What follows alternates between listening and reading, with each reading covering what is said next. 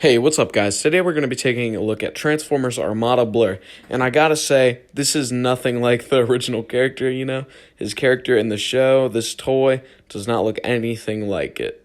So, it's obviously just kind of a name dump. But, needless to say, this toy is still very cool. I mean, look at this, like the side details, it just looks like a supercar, man. Like, it looks like it could go really fast. I mean, just look at his profile, his aerodynamics. He just looks like so fast. So for his minicon gimmick, you take his partner, Incinerator, which I gotta say is just such a cool name.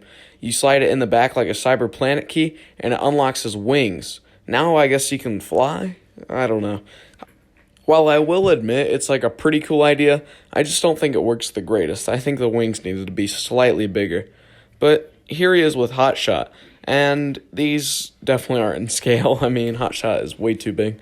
But, it's still alright, and they both have the kind of same concept of a flying car, which is pretty much just the car with, like, some form of propulsion or wings, which in either case doesn't really work great.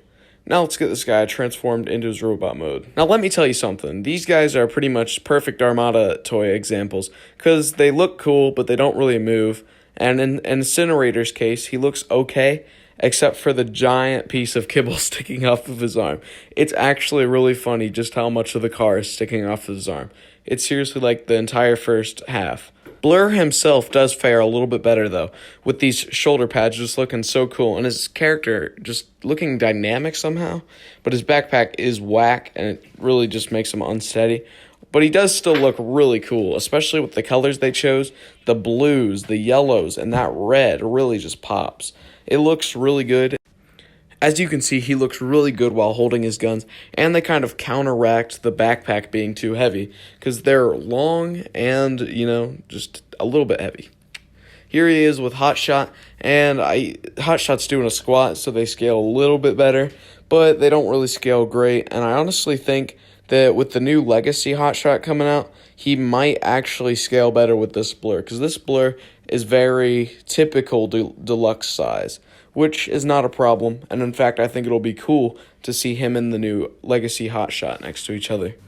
So this guy's pretty cool, and I've had this guy for a really long time, probably like 5 or 6 years now going on, and I gotta say, he's still really holding up great, and he's just such a cool figure to have.